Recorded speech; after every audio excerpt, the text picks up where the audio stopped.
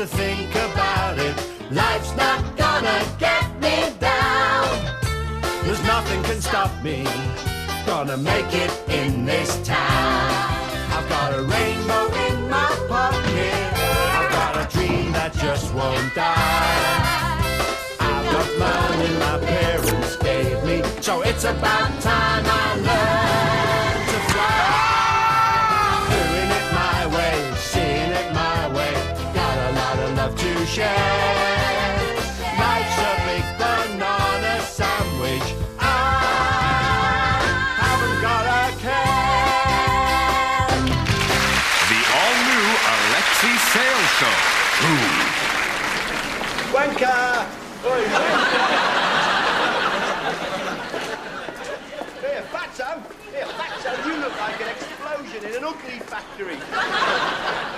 Baldy, Baldy Slaphead! Oi, Baldy Slaphead! Ha ha ha ha ha! Mrs! Oi, Mrs! Where'd you get that hat? It's an horrible hat. Oi, Mrs! Oi, Mrs, your hat's hideous. It's a hideous hat. Oh, hello. Apartment. Just been doing a bit of decorating. Not going very well, though. I can't concentrate on decorating, you know. I'm not that sort of person. I mean, I think if a job's worth doing, then blah, blah, blah, blah, blah, blah, blah, blah. I get really frustrated as well with do-it-yourself, like this shelf here. You know, it wouldn't stay up, so I smashed it to bits with a hammer. You know, they make me really angry. Like, this picture frame, it wouldn't clip together, so I had it murdered by a Colombian hit squad, you know. If you're like me, you hate do-it-yourself. Mind you, if you're like me, you're a fat Scouse comedian with his own television show in a tight suit, and what do you think you're doing?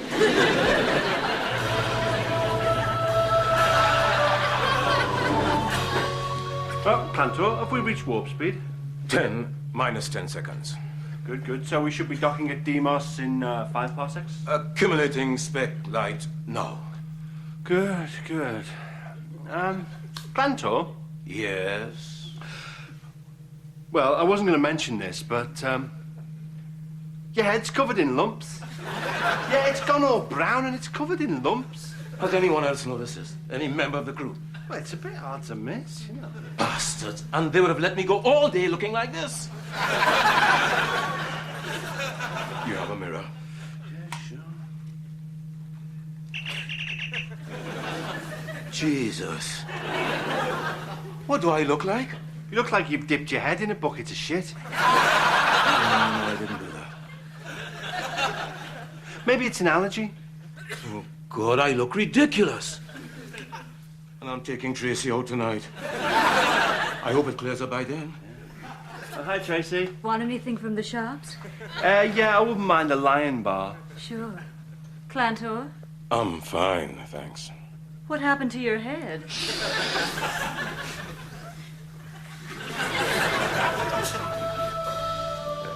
She looks great. Oh, blimey, Danny Baker. Danny! Danny! Over here, Danny! Danny, look at me. No, look at me, Danny. Danny, look at me. Cheer up. Oh, cheers, Danny. Danny! I bloody hate you. I'm not taking your bleeding photo. Oh, blimey, Jamie Blanford. Jamie! Jamie, over here, Jamie. Look at me. Look at me. Over here, Jamie. Jamie, over here. Jamie! Jamie, could you take some cocaine? There you go. Do you want to take that? Snort that. Lovely. Lovely trouble. Right. Now, you mark here your Jamie ship, your Blanford ship. You take some heroin.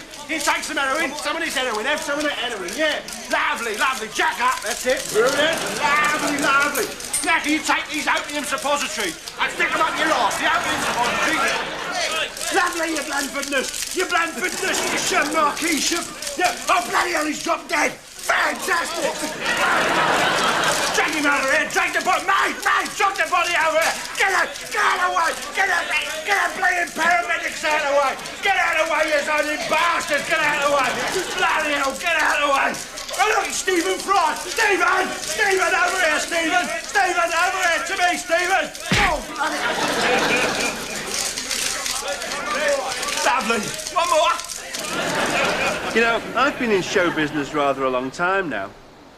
I originally started out, of course, as a Bond girl. I first got the acting bug when I was in a coronation pageant at my old primary school. Anfield Road Junior School. Of course, it's not called that anymore. Now it's called the Tiny Tots University of North Liverpool. These new universities are springing up all over the place, aren't they? Like now you buy your milk at Mr. Patel's University of Pot Noodle Retail. Yeah, my old neighbourhood's really declined. I mean, going by all the signs in the pub windows, every pub's called under new management. And in the shops they have these signs like, please do not ask for credit as a punch in the mouth often offends. Now they've had to put all the produce, all the food in the shops behind bars to stop shoplifting. Or, as the locals call it, affirmative shopping. And you can't leave your car for 5 minutes because it'll get nicked, you know, except for my car. My car actually has the best anti-theft device of all. It's got diesel written on the back of it.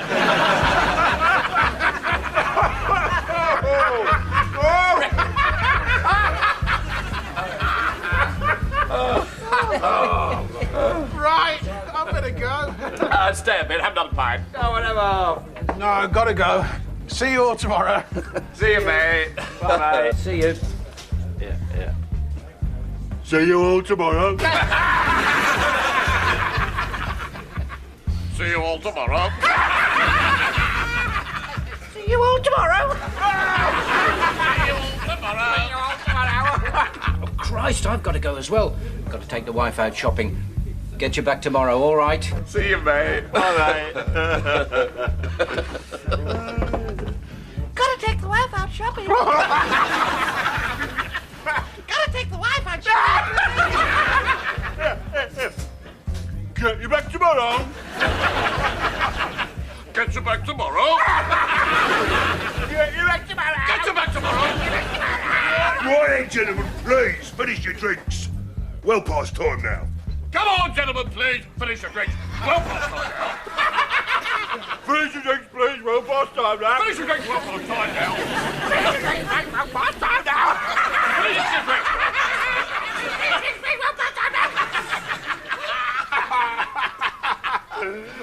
Oh, well, I better be off. You coming? I know, I'll finish my pint. Fair enough. See you then. Hey, mate.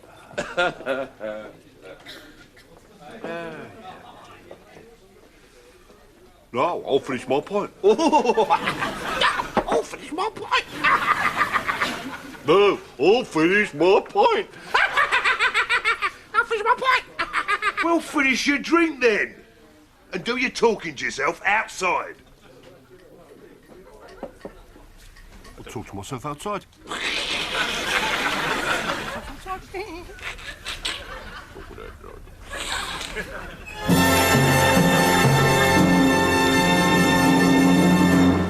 Ow, you diddling! Bloody sod you then. All right, Bobby Chariot here. You know, it's 25 years since men landed on the moon. It's about time somebody give them a lift back, really, isn't it? Yeah, weightlessness is a funny thing, isn't it, eh? Yeah. Imagine, right, just imagine, right, if we had weightlessness on Earth, right? And can you imagine the weigh-in for, like, a Chris Eubanks fight, right? Chris Eubanks, he'd say, hello, how much do I weigh? And the bloke who was weighing him would say, nothing.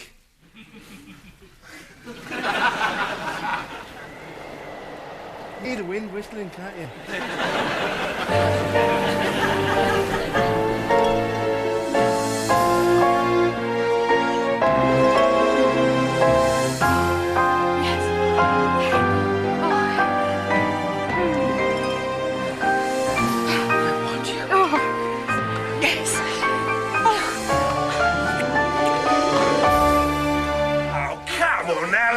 Gentlemen, it's well past time. Who are you talking outside?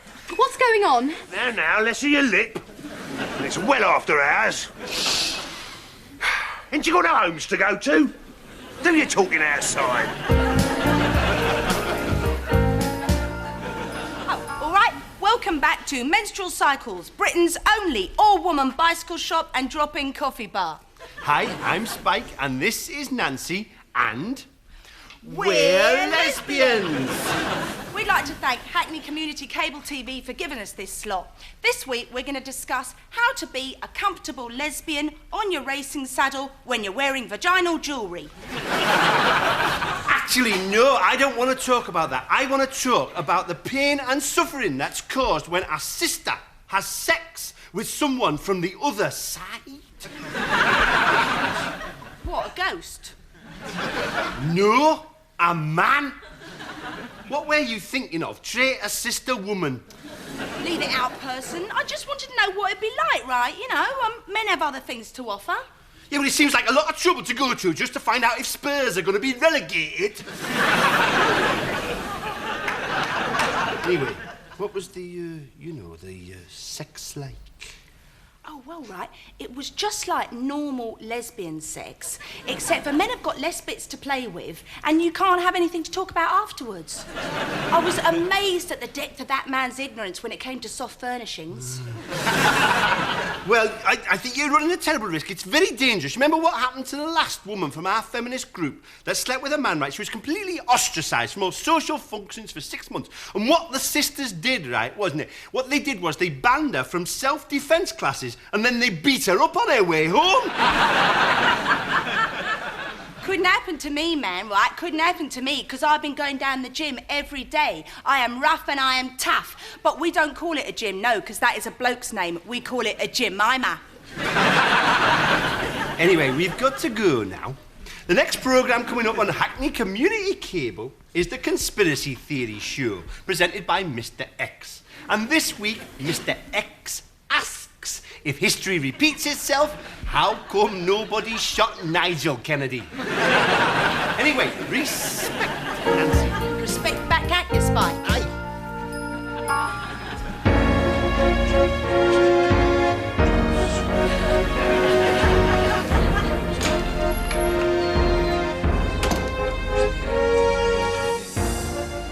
Evening, men. Evening, Grey Temples. Great. Sorry for calling you here at such short notice, but I've been given to understand that we are to receive an intriguing phone call. Question, Gingerbread.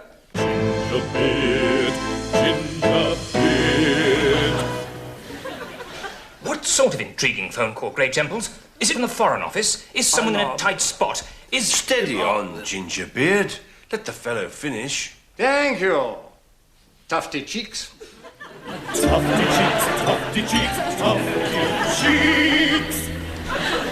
Are we in some sort of danger, Grey Temples?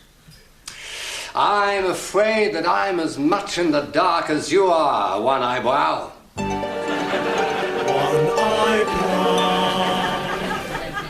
However, as you know, our arch enemy, Weak Moustache, has vowed to continue his reign of terror until the Prime Minister makes him Chancellor of Hair. Weak Moustache? Ah, that cunning fiend. Is it true that he once wanted to become a member of our crime-fighting team? Oh, yes. Yes, he was once on the side of good, but his barely visible moustache merely gave him the unfortunate appearance of being working class. Now, the reason we are here is because I received a note to say that he would be calling around now.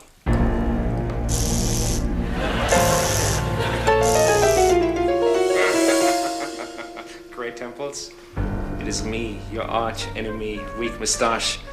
I advise you and your friends to prepare for death. There's a bomb hidden in that place and you shall never find it. Farewell to you and your unusual facial hair characteristics. It's him, all right. He says there's a bomb hidden somewhere in this room and that we'll never find it. Is that it? There! Ah, it could well be.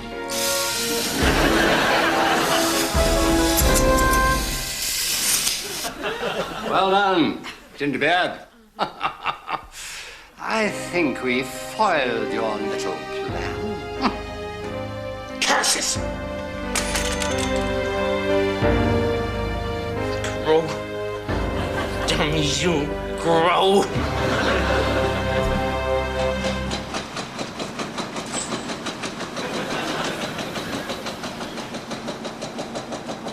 Have you noticed on building sites how they always cut these holes in the hoardings so layabouts can hang around watching the building workers work, you know, like...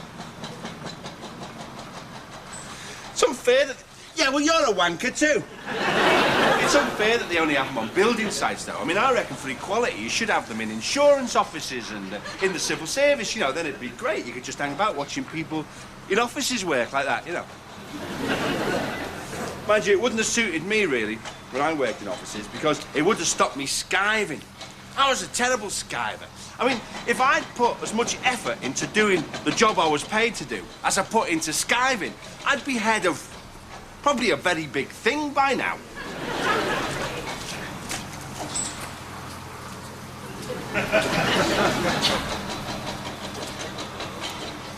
At first, my skiving took fairly conventional forms. Sitting in the lab for hours, reading the paper, getting somebody else to sign in for me. Taking days off with a sick note. Dead easy to get a sick note, you know. Because have you ever noticed how your doctor always prescribes whatever's written on his pen? Yeah, that's why drug companies give doctors really nice pens. They'll be going, yes, Mrs. Jenkins, you've definitely got arthritis. I'm going to prescribe dangerous side effect-a-thon. So what I did was, I gave my GP a beautiful gold pen with a sick note written on the side of it. So he'd go, well, Alexei, according to you, you've got all the symptoms of bubonic plague. I'll prescribe a sick note. But definitely my greatest skiving triumph was the false Alexei.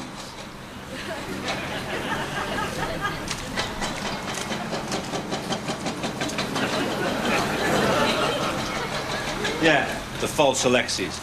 What I did was, I made this hollow replica of myself. Out of chicken wire and papier-mâché. I gave it a cardboard box for a head, carrot for a nose, big happy smile on its face. Then I went to work in this false Alexei suit, right?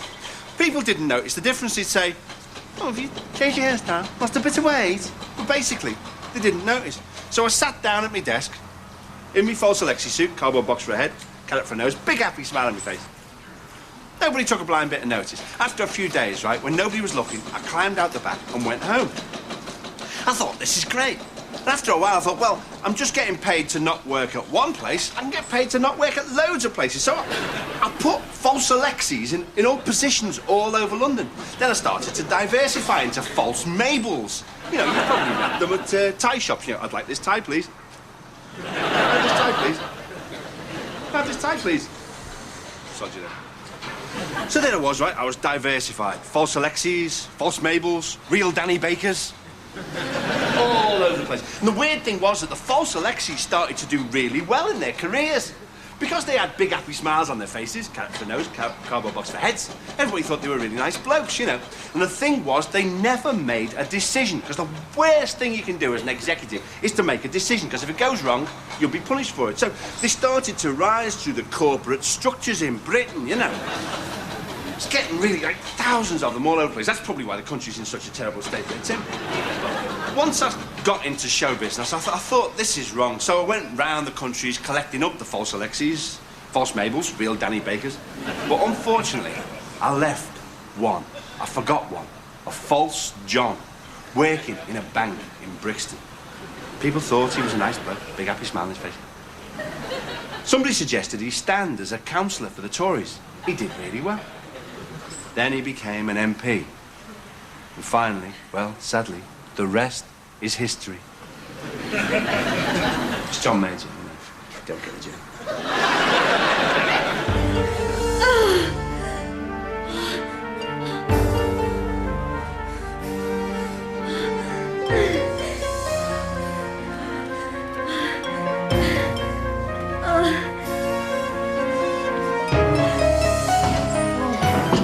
Oh, get a move on. Right?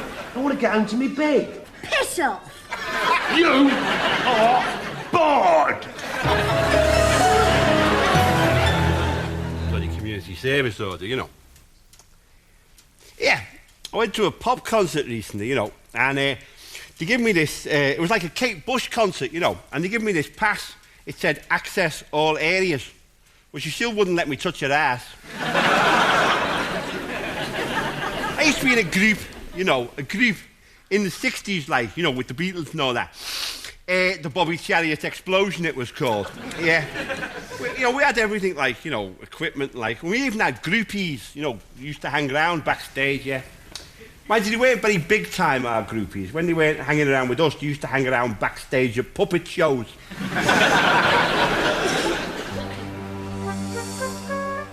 What do you think, Hairy Knuckles? Brilliant, Master.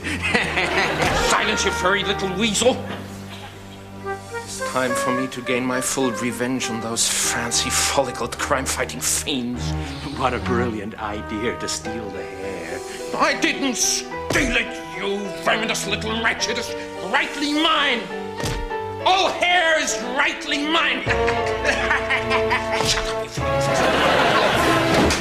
Not so fast, weak moustache. You. Good Lord, I'm so sorry. Gingerbread, this isn't weak moustache. That's funny. The hair radar is going absolutely crazy. What is the meaning of this? I'm simply a flamboyantly mustachioed man discussing matters of interest with my friend. Brilliant, Master. Shut up! I demand you leave my secret warehouse immediately. What is it, Grey Temples? I've never made such a terrible mistake.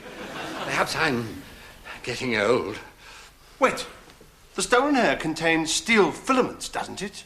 Oh, yes. It is common procedure to introduce metallic strands when hair is being transported in bushels. Maybe this powerful magnet will cast some light on the proceedings. Curses! Once more my plans have been thwarted by you hirsute heroics. It is time I made an exit. Come here, Knuckles.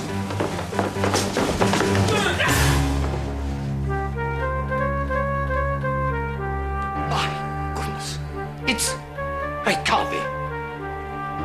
It's Amelia. Yeah. I thought you needed some hair assistance, boys.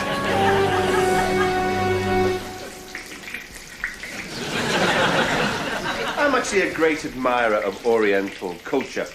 I've just been to see the first Japanese Broadway musical, 7 Brides for 7 Samurai. When the Japanese and the Chinese cook, they don't waste anything the way we do. For instance, the Chinese will use every part of the duck in their cooking. You know, they'll use the beak, they'll use the feet, they'll use the spit. Duck spit soup is a very popular dish. And this dish that I'm cooking here is actually a dish of noodles and chickens' driving licenses. This Chinese sign's actually very interesting. You see, it's written in both English and Chinese pictograms, right? Now, the English more or less makes sense, you know, Chinese food to take away, somewhere, that sort of thing. But the pictograms, because they've been done by an English sign writer, are actually complete nonsense. Like, this sign actually says in Cantonese, horse teeth battering house.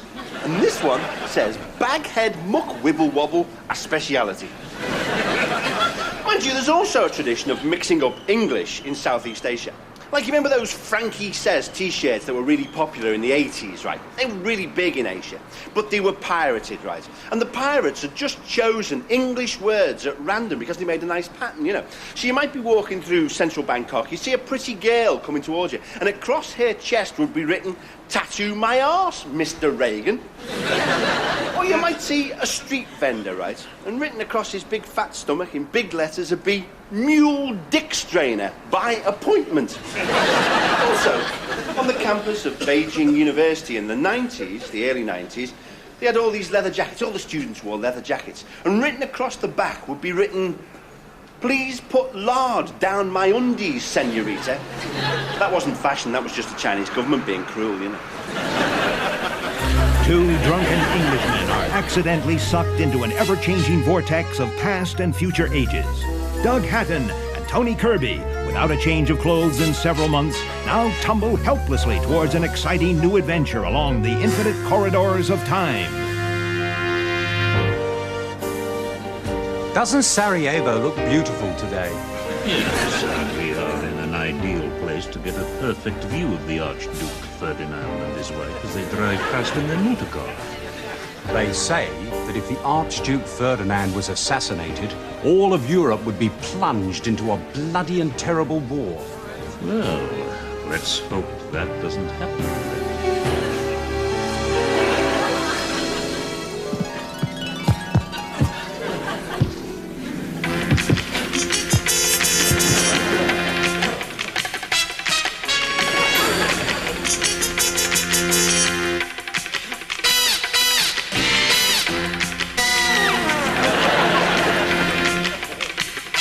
Drunk in Time.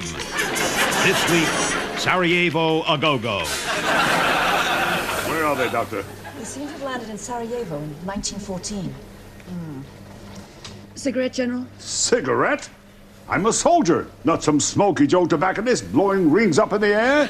So you get to lay the homecoming queen at the annual hootenanny in No Place, Arkansas, while the gym class are all shaking their booties at the karate display next to Eddie Mae's cake and rubber outfit as concession stand. Going through, disabled ex-serviceman. Going through. Here, this is a taxi rank. Yeah, I want to go home. I'm pissed. Bit of a big queue, though, isn't there? Hey, there's one, Tony. Pal! You take it to Clapham, pal. Anywhere near... Oh, sorry, mate. Sorry about that. You're going anywhere near Clapham. Do you want to share? You know, we can... Excuse me, pal. There's a queue. Rude, aren't you? Rude people. I hate them. Wait! Hey! I've got your number, mate. I'll report you. They've stopped Archduke Ferdinand from being shot. They've altered history. God knows what effect this will have. General, I've got a time fix on Doug and Tony. I think I can bring them back. Well, do it then. Come on now. Don't you? We're doing important work here. Well, that's all very well. But you lose me my license. Do your time travel. Come on. Chop. Next week, another well out of order episode of Drunk in Time. Oh, lesbians, eh? Hey, lesbians. Yeah. Can't live with them. Can't have sex with them. Yeah. Oh, don't get me wrong. I've got nothing against them. I don't mind what they do to each other in the privacy of their own homes, as long as they do it in front of me. Oh, look. Here. Here's one of them novelty candles. Yeah. My wife used to collect these, although, strangely enough, she didn't have any interest in any other form of practical joke, you know, but, yeah, novelty candle. Yeah, humming candle, she called it.